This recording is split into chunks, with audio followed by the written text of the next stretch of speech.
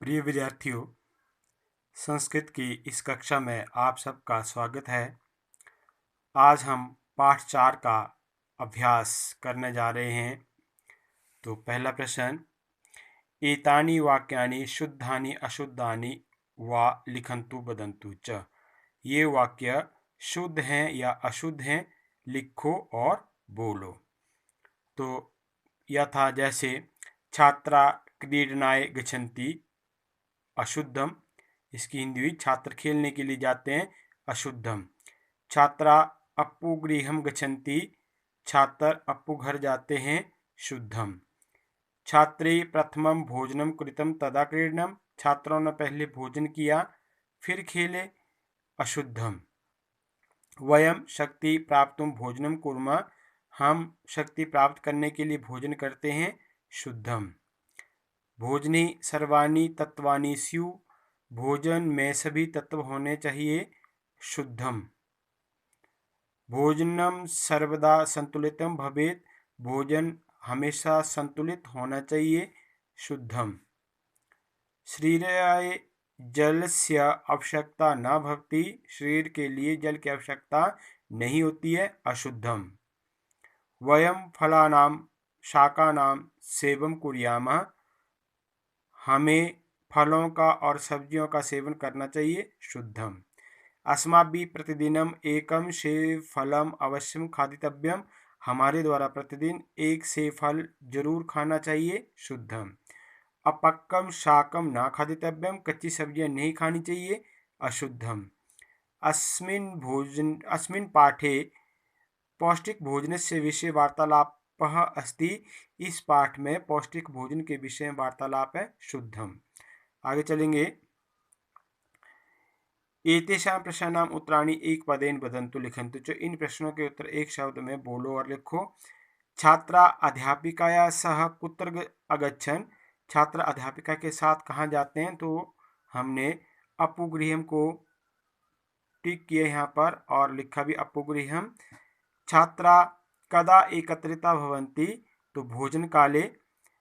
फिर अध्यापिका छात्रान् किं द्रष्टुं कथयति, अध्यापिका छात्रों को क्या कहने के लिए, क्या दिखाने के लिए कहती है, अध्यापिका छात्रों को क्या दिखाने के लिए कहती है, भोजनम। नेक्स्ट क्वेश्चन, भोजनेन कासां दुर्बलता परिपूर्यते, भोजन से किसकी कमजोरी पूरी होती है, कोशिका नाम। कोशिका नाम का अर्थ मैंने बताया था, सेल्स जो हमारी बॉडी के अंदर होते हैं, तो कोशिका नाम। पौष्टिक भोजनम किम भवति, संतुलितम। पौष्टिक भोजन संतुलित भोजन होता है, जो बैलेंस डाइट होती है। कार्बोहाइड्रेट वसा च अस्मभ्यं किम यच्छत, नवशक्तिम। कार्बोहाइड्रेट और चर्बी हमारे लिए क्या देते हैं, नवशक्तिम, नई शक्ति। फिर आगे, खनिज पदार्थे अस्माकं शरीरं किम लभ्यते, पोषणम। खनिज पदार्थों से हमारे शरीर को क्या प्राप्त होता है, पोषणम। अपक्वम शाकम अस्माकं शरीराय किम यस्ति, रुक्षांशः। कच्ची सब्जियां हमारे शरीर के लिए क्या देती है, रुक्षांशः। तो आगे चलेंगे। उदाहरणानुसारम निम्नलिखित पदानां वर्णान् पृथक कृत्वा लिखन्तु, उदाहरण के अनुसार निम्नलिखित वर्णों को अलग करके लिखो।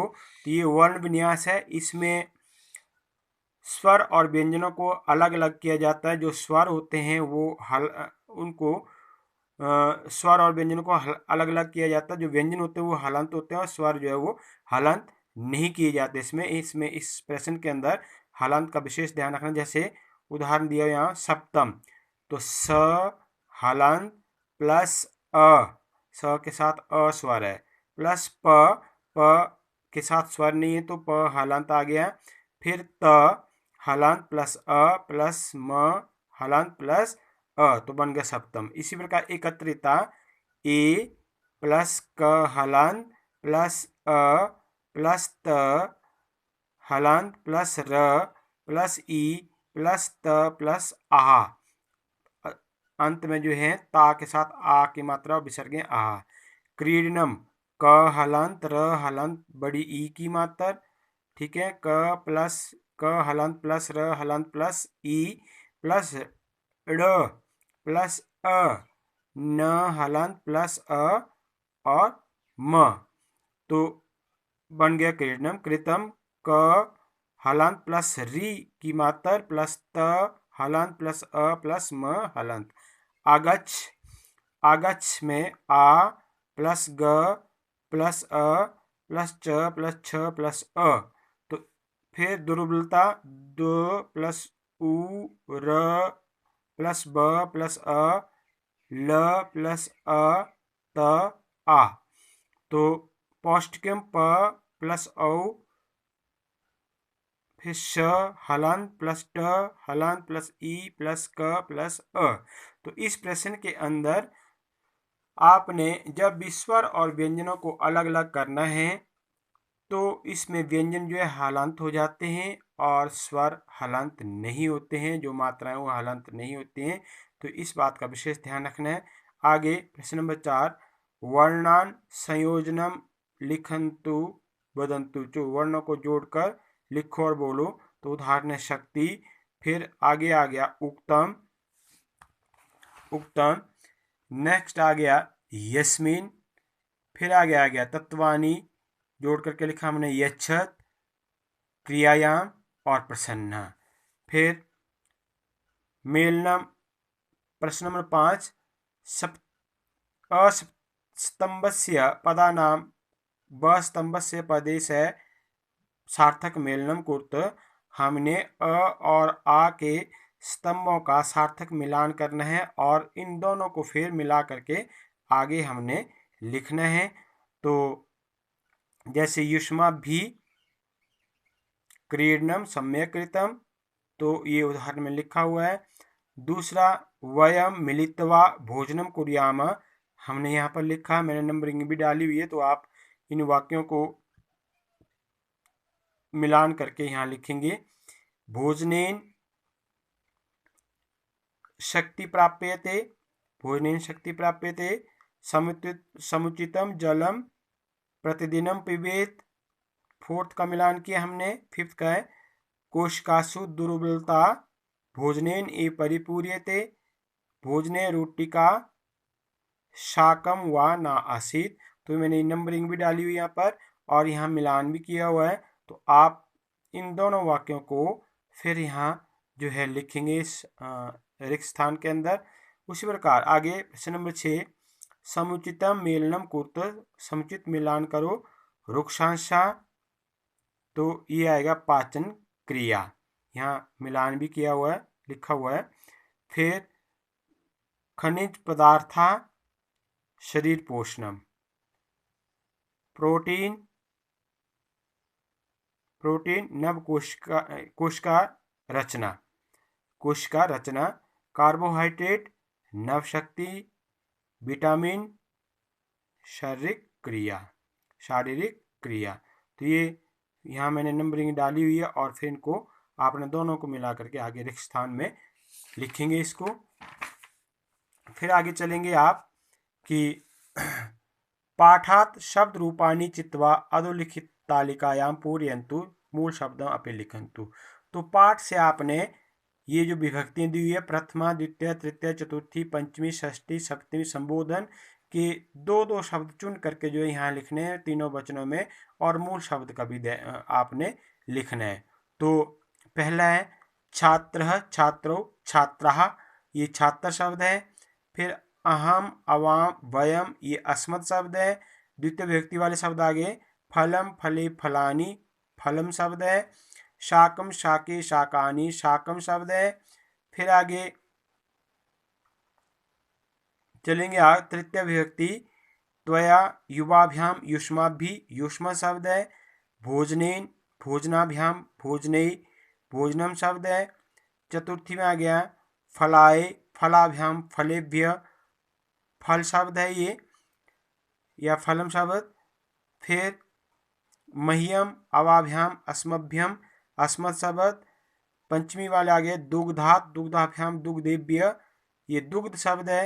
लवनात् लवनाभ्याम लवनेभ्य, लवण शब्द है। षष्ठी विभक्ति में आ गया शरीरस्य, शरीरायो, शरीरानाम, ये शरीर शब्द है। फिर कोशिकया, कोशिकयो, कोशिका नाम, कोशिका शब्द है। सप्तमी आ गया यस्मिन, ययो, येषु, यत शब्द। फिर आगे कोशिका नाम, कोशिकयो, कोशिकासु, कोशिका शब्द है। संबोधन में आ गया हे लते, हे लता, हे लते, हे लते, हे लता, ये लता शब्द आ गया। फिर आगे चलेंगे आप। एतेषां प्रश्नानाम् उत्तराणि पूर्ण वाक्येन लिखन्तु। इन प्रश्नों के उत्तर पूर्ण वाक्य में लिखने।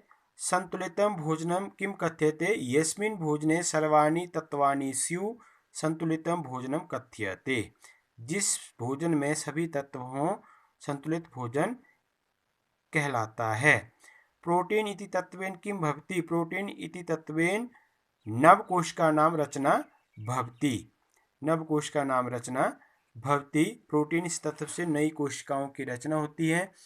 फिर वृक्षांशान् प्राप्तुं किं खादितव्यं, वृक्षांशान् प्राप्तुं अपक्वं शाकं फलानि कर्कटिका चर्मटी आद्या खादितव्यम, खादितव्यम। वृक्षांशा प्राप्त करने के लिए कच्ची सब्जियां, फल, ककड़ी, खीरा आदि खाने चाहिए। खनिज पदार्थेषु किम आवश्यकं भवति, खनिज पदार्थेषु लौह तत्वं, कैल्शियम, पोटेशियम, आयोडीन आवश्यकं भवति। वृक्षांशा किं कुर्वन्ति, वृक्षांशा भोजनस्य पाचन क्रियायां सहायका भवन्ति। वृक्षांश भोजन की पाचन क्रिया में सहायक होते हैं। तो इस प्रकार से ये आपका जो है अभ्यास का जो भाग है वो मैंने आपको बताया आज। फिर आगे का जो भाग है वो व्याकरण भाग में कल डालूंगा, अगली वीडियो में डालूंगा। तो आज इतना ही, धन्यवाद।